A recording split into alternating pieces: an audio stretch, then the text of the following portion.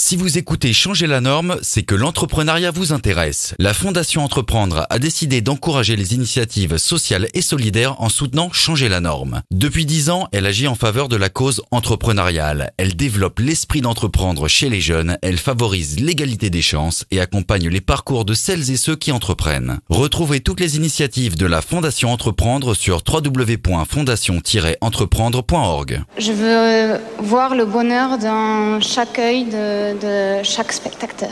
Il faut que tu respires. Moi à mon bisounours, je lui fais des bisous. T'es gentil des tout. Bonjour à toutes et à tous. Je vous souhaite la bienvenue dans Changer la norme, un podcast de Care News, le média des acteurs de l'engagement. Je suis Flavie Després et depuis 2 ans, je tends mon micro à des entrepreneurs sociaux. Des entrepreneurs qui œuvrent pour un demain souhaitable, qui génèrent un impact positif et qui ont décidé de placer l'humain, la planète, le vivre ensemble et l'avenir avant le profit.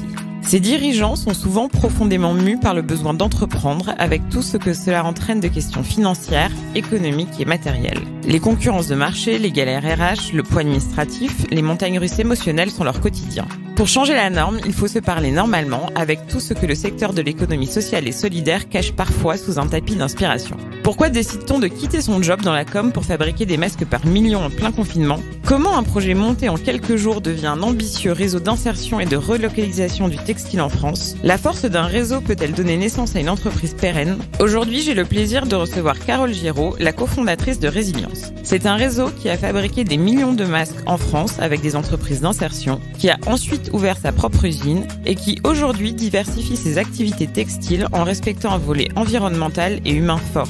Carole est la plus jeune entrepreneure sociale que j'ai reçue car Résilience est née fin mars. Nous allons échanger sur son regard neuf, sur la force de la communication, sur l'importance de l'insertion et du Made in France.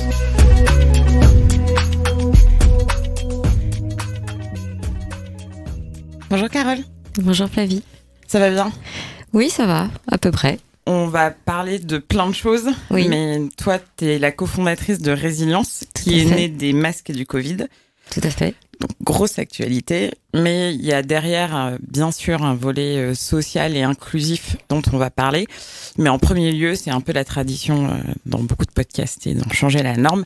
Est-ce que tu peux me raconter rapidement ton parcours et ce qui t'a amené en fait jusqu'à Résilience en mars dernier ?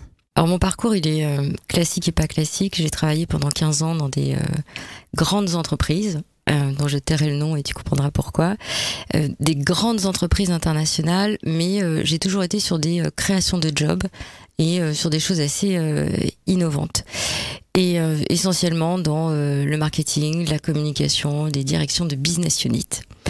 Un jour, j'étais pour une très grande entreprise, une World Company, qu'aujourd'hui je remercie parce que toutes les compétences que j'ai acquises chez eux, je les utilise pour Résilience. Mais un jour, j'ai été derrière un tableau Excel et puis on devait trouver 1 million d'euros dans la semaine pour faire encore beaucoup de bénéfices.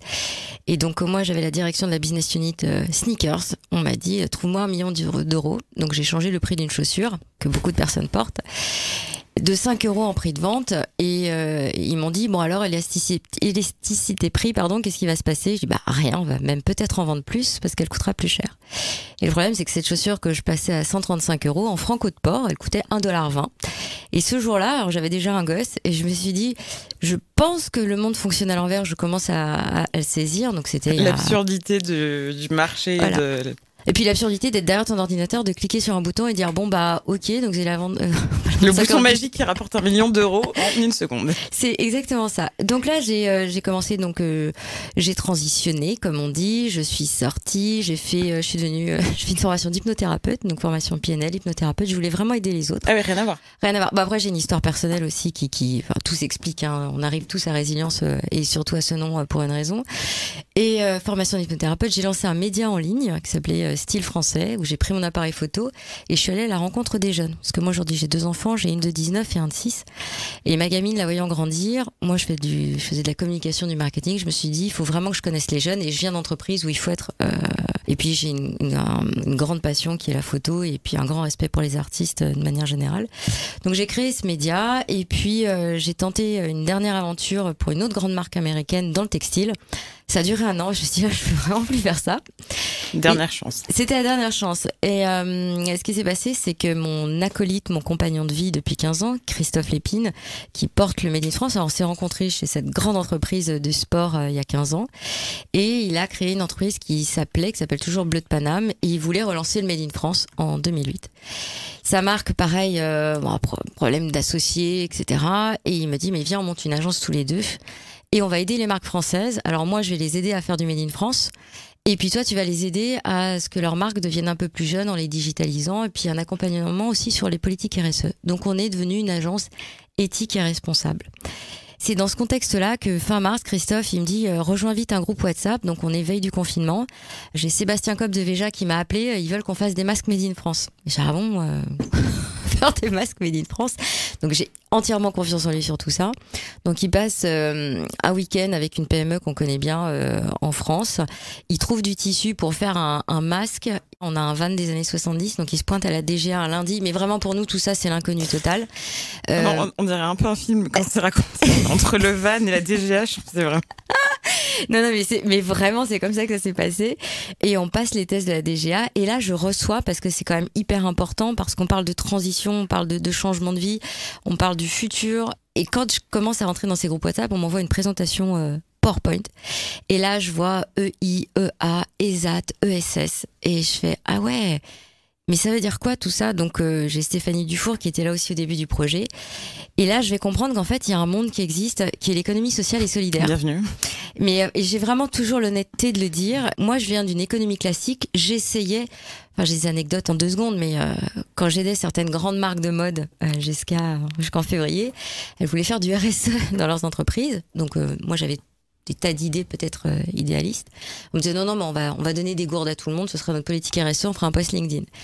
Et donc moi, quand je découvre ça, et puis je vais rencontrer des gens extraordinaires, ça commence par Thibaut Guilluy, parce que la flamme, elle est allumée par Thibaut. Qui est au commissaire à l'inclusion et à l'engagement des entreprises. Je crois. Absolument. C'est lui qui appelle son pote de promo, qui est Sébastien Copp de Veja, qui lui dit qui peut me faire des masques Made in France, qui appelle Pierre Guérin, pareil, se disait mais il faut que je fasse quelque chose là. Faut pas oublier, parce que là on a tous des masques, mais fin mars, il n'y a pas de masques. Il y a des gens qui nous disent qu'on va pas en avoir besoin. Non, mais du coup, je veux bien que tu reviennes sur comment les rouages se sont imbriqués, parce que on va parler de résilience après aujourd'hui, mais ça a été extrêmement vite dans un contexte hyper polémique, en plus avec des politiques gouvernementales et des messages publics où les médias, un peu contradictoires. Pourquoi le masque? Pourquoi ESS? Je pense que le rôle de Thibaut est peut-être crucial, mais tu vas nous raconter. Mais pourquoi s'être rajouté un certain nombre, j'allais dire, de contraintes? Parce qu'entreprendre socialement et de manière inclusive, c'est beaucoup plus contraignant que d'acheter des trucs en Chine. Alors absolument, mais quel bonheur quand tu te couches le soir et que tu fais ça la journée. Ah oui, tu dors tranquille, ça. Non, mais vraiment c'est... Donc Thibaut Guilluy vient d'être nommé au commissaire à l'inclusion et à l'engagement des entreprises. Quand il va appeler Sébastien Copp, nous avec Christophe, on était déjà, ça fait des années qu'on se disait on devrait créer des entreprises, on ferait travailler des gens qui sortent de prison par exemple, parce qu'il faut savoir que cruellement l'industrie française du textile manque de compétences et de savoir-faire. Et Seb, on savait qu'il travaillait notamment avec Logins, qui est une plateforme logistique. Aujourd'hui, Logins, depuis 1 mois, s'occupe complètement de la livraison. Et donc, on savait que le social... C'est la joint venture de Ares? Absolument, exactement. Donc, on savait que ça existait. Et là, Thibaut nous donne cette contrainte suivante, effectivement, à tous, à Pierre aussi, qui découvre... On découvre tous, entre guillemets. Il nous dit, vous allez travailler avec l'ESS. Alors pourquoi des masques? Parce qu'on avait besoin de masques, parce que typiquement il y avait des gens dans la rue, que tu avais toutes les assos Restos du Cœur qui devaient aller aider ces gens-là dans la rue, mais qui n'avaient pas de masque. Il n'y avait pas de masque. Donc l'idée c'est faire des masques tout de suite et surtout permettre de soutenir l'emploi et de créer de l'emploi dans l'économie sociale et solidaire. Donc faire travailler les gens dans les administrations pénitentiaires, faire travailler les gens dans les entreprises d'inclusion, dans les entreprises adaptées, même certains chantiers d'insertion, parce que c'est plus compliqué quand même dans les chantiers d'insertion parfois de faire partir des choses dans l'urgence. Et donc nous, on nous a demandé, alors Christophe s'est vite déconfiné parce qu'il a fallu trouver du matériel pour faire des masques. D'ailleurs, il y a un grand reportage qui va sortir l'année prochaine sur toute cette histoire-là. Et moi, derrière mon ordinateur, avec une équipe virtuelle, c'est-à-dire qu'on va se retrouver à 50 en l'espace de 30 jours. Personne ne se connaît. On est tous à distance et on est là pour créer une entreprise. On a 100 ateliers en France. On a des rouleaux qui font des mètres et des mètres qu'on ne sait pas couper. Donc, il faut trouver des coupeurs en France en confinement. Donc, il y a des gens qui vont se déconfiner. Christophe va pas dormir nuit et jour pendant 4 jours sans se laver. Parce que qu'est-ce qu'il faut faire? Il faut monter une multinationale, en tout cas en termes de process, en 1 mois. Et puis surtout, ce qui s'est passé, c'est qu'au début, on nous dit on va faire 2 millions de masques. Sauf que Thibaut nous dit tout de suite, mais les besoins sont monstrueux parce que forcément, lui était suffisamment bien placé pour connaître les non-acheminements des masques. Et donc, au bout de 5 semaines, on se dit, non, on va pas en faire 2 millions, on va en faire 20 millions. Et autant vous dire que, non, quand je vous dis que c'était fou, c'était fou. Et en même temps, moi, je suis une communicante et une marketeuse. Il fallait que je rassure tous les ateliers de l'ESS qui ne nous connaissaient pas, donc même s'ils connaissaient Thibaut, que oui, on allait leur emmener, leur acheminer du tissu, mais aussi des machines à coudre. Moi, j'ai une anecdote extraordinaire et je découvre l'ESS ce jour-là. Thibaut me dit, on devait avoir une visite du PR. Alors, j'ai appris PR, PM, etc. On va avoir une visite. Les acronymes politiques. Voilà. Donc, je suis rentrée dedans à 100%. Hein. Parce qu'aujourd'hui, je suis la porte-parole officielle de tout cela. Donc, forcément, tu as les politiques et on y reviendra peut-être. Il me dit, il y a sans doute une visite du PR. Trouve-moi un atelier où est-ce qu'il peut aller. Il me dit, Luc de Gardel, c'est pas mal à Strasbourg. Donc, Luc de Gardel, je savais qu'il était dans la liste, dans le onboarding pour fabriquer des masques. Et je cherche Altaïr à Strasbourg, Altaïr dans le département. J'appelle Thibaut et chez Thibaut, il y a un problème. Altaïr, ça existe, mais ils font des fruits et des légumes. Et là, il rigole. Il me dit, bienvenue dans l'ESS. Et en fait, c'est ça. C'est en fait des gens, et Luc de Gardel, parmi d'autres personnes que j'ai rencontrées, qui sont là pour aider des personnes qui sont sur le carreau, pour les former, parce qu'on tient droit quand on a un travail. Derrière, on va prendre la décision avec Luc de faire venir certaines machines et pas d'autres qui étaient sans doute moins, parce qu'il fallait installer l'usine, faire venir le tissu, et puis surtout, il fallait former les gars. Former les gars, c'est-à-dire faire des tutos YouTube en confinement avec mon ancienne équipe dans des ateliers. Heureusement, après, on a eu des ateliers à la Goutte d'Or qui ont été ouverts pour faire des tutos et puis pour dire aux gens dans l'ESS, alors tu vas aller sur YouTube, là t'as un tuto, puis derrière on va t'envoyer un papier. C'était fou. C'était fou. Et économiquement, est-ce que ça devait être temporaire? Parce que, a priori, toi, tu avais un job, bon, peut-être un peu à l'arrêt, quoique le confinement en termes de com était quand même assez intense, mais vous vous êtes tous dit, on fait ça en plus, on arrête, on fait ça pendant 2 mois, on fait ça pendant 3 semaines. Ah non, moi j'ai des clients qui sont fâchés depuis. Parce que moi, je me suis pas occupée de mes clients, je me suis occupée que de ça. J'ai fait certaines conférences pour la Fédération française du prêt-à-porter, exactement ce que tu dis, parce qu'ils étaient tous en galère sur la com. Mais j'ai des clients dont je ne me suis plus occupée, Christophe, n'en parlons pas. Et on a fait ça, on a été happés, en fait, par le projet. Mais pour nous, c'était provisoire. C'était confinement, on monte ça. Enfin, vraiment, on crée résilience. Moi, j'avais envoyé l'idée du nom dans un mail. J'avais fait une liste, il y avait aussi résistance. Et Pierre envoie dans un WhatsApp aussi résilience. On se dit, OK, ça s'appelle résilience. Mais jamais on n'aurait imaginé que ça allait devenir ce projet. Et tout ce qui est l'ingénierie financière, etc. Parce qu'en fait, il y a la vente des masques, mais il fallait quand même un peu mettre au début. Alors Flavie, tu as raison, parce que c'est ce qu'on leur dit. On leur dit, nous, on est une agence...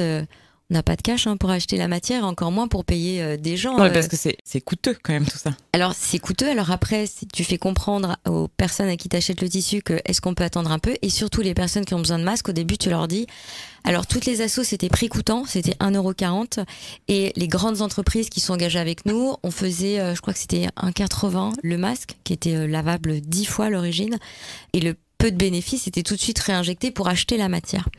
Et les fonds, on en a eu besoin, et c'est pour ça que Pierre Guérin, donc qui représente les fonds de la famille Leclerc, c'est pour ça que la coalition pour le monde de demain, et on va y revenir, elle est fondamentale avec les PME qui existent et les investisseurs, parce que sinon on n'aurait jamais pu démarrer.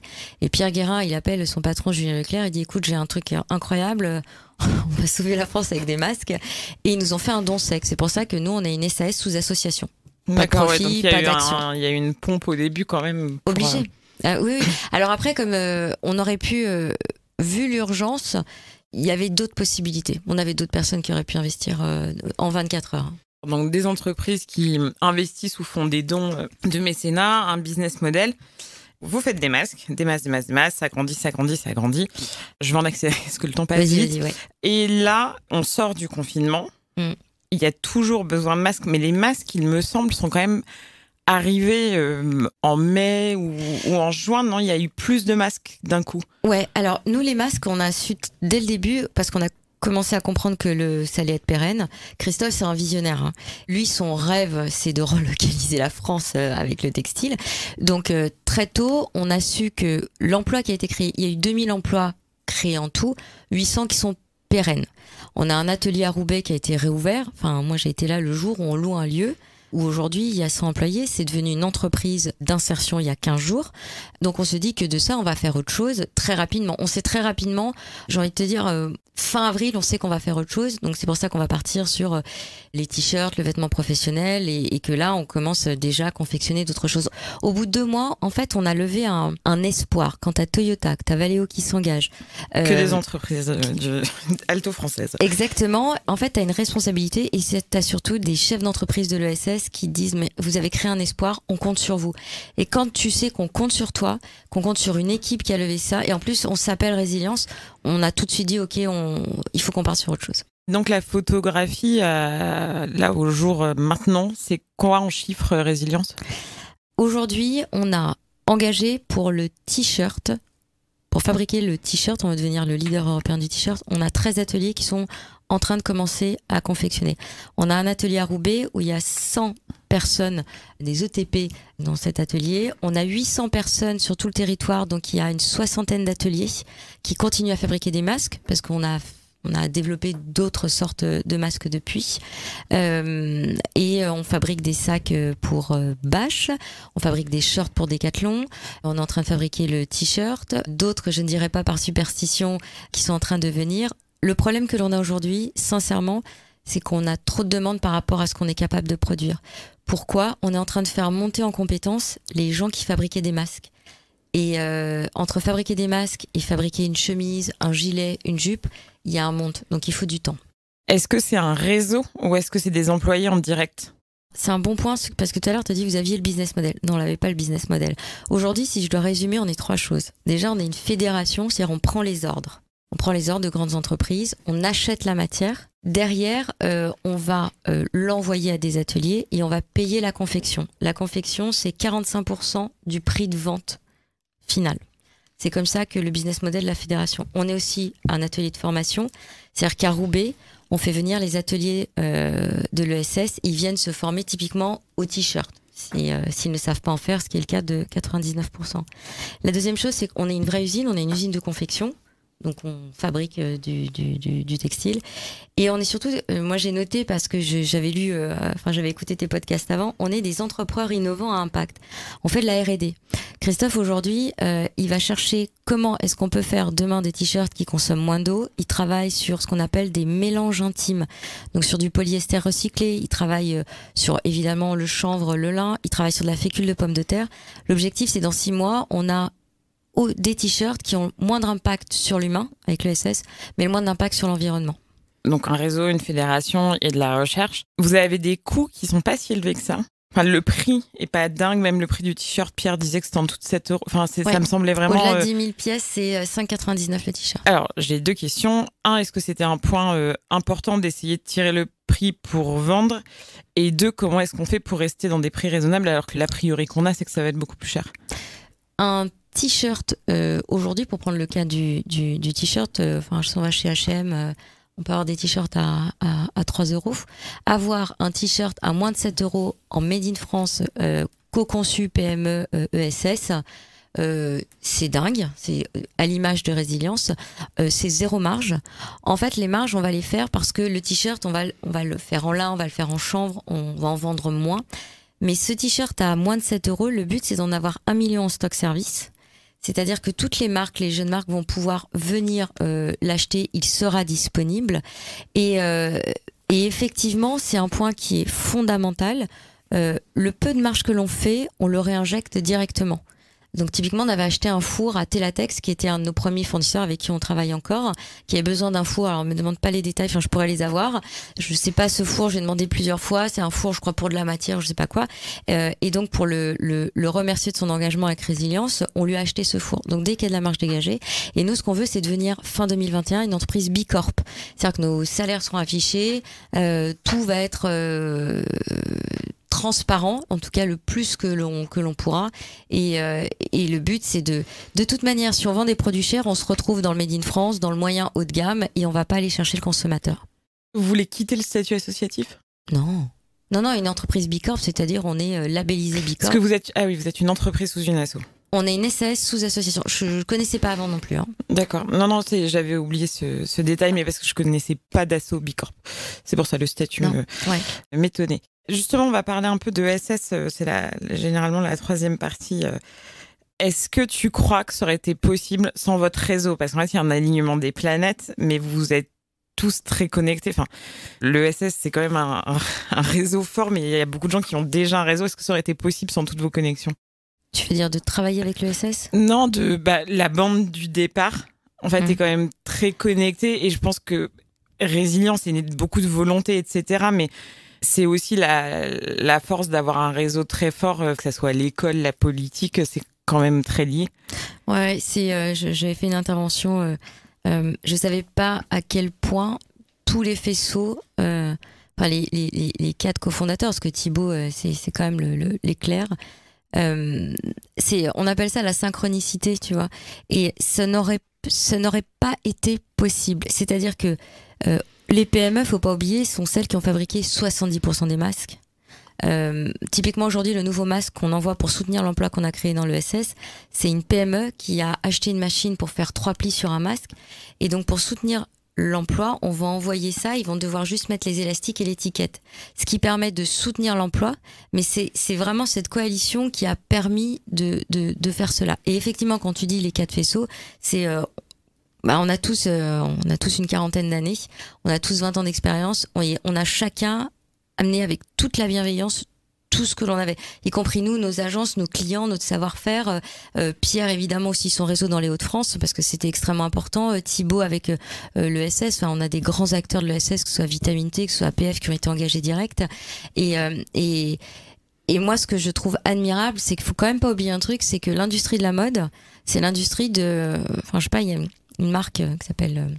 en 3 lettres, qui est une grande marque de mode.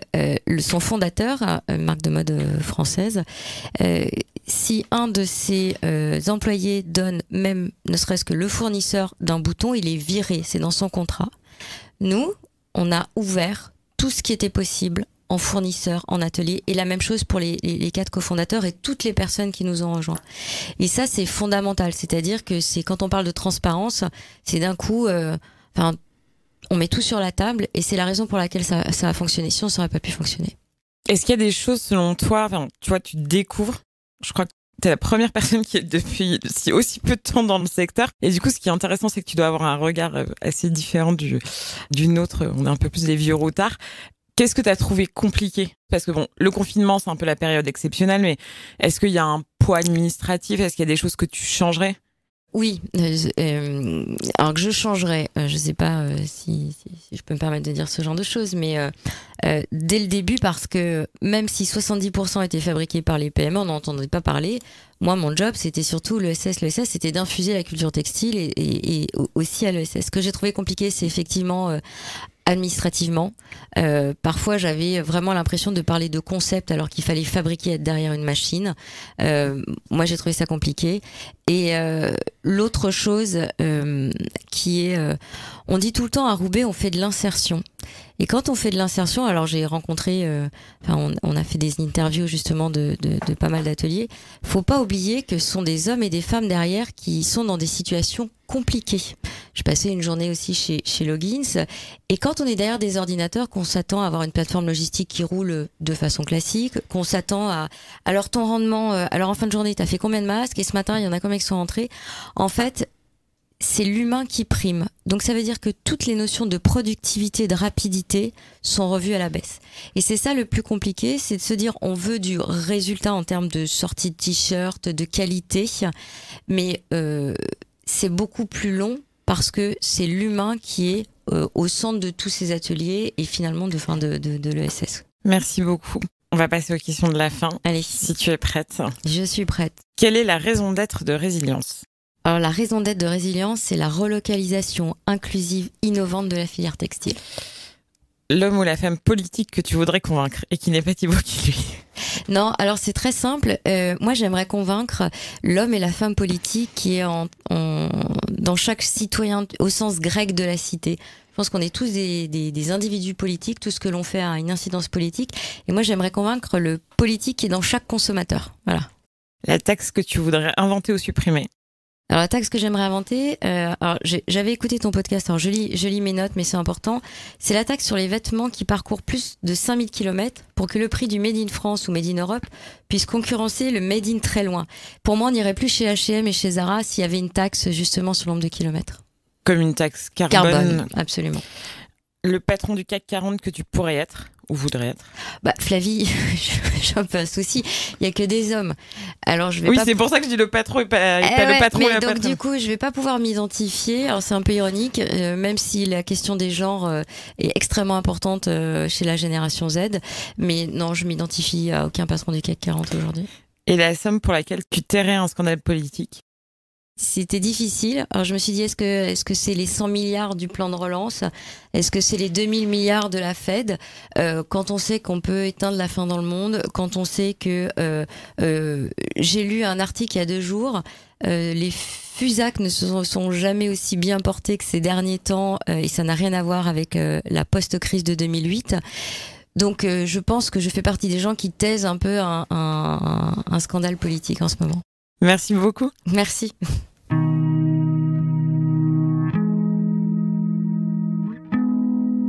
Merci d'avoir écouté jusqu'au bout cet épisode. Changer la norme, le podcast de Care News se retrouve sur SoundCloud, iTunes, Spotify et partout la technologie à l'heure de nous mener. N'hésitez pas à nous suggérer des invités, à faire des commentaires, à diffuser autour de vous et à noter le podcast afin de vraiment changer la norme. Merci.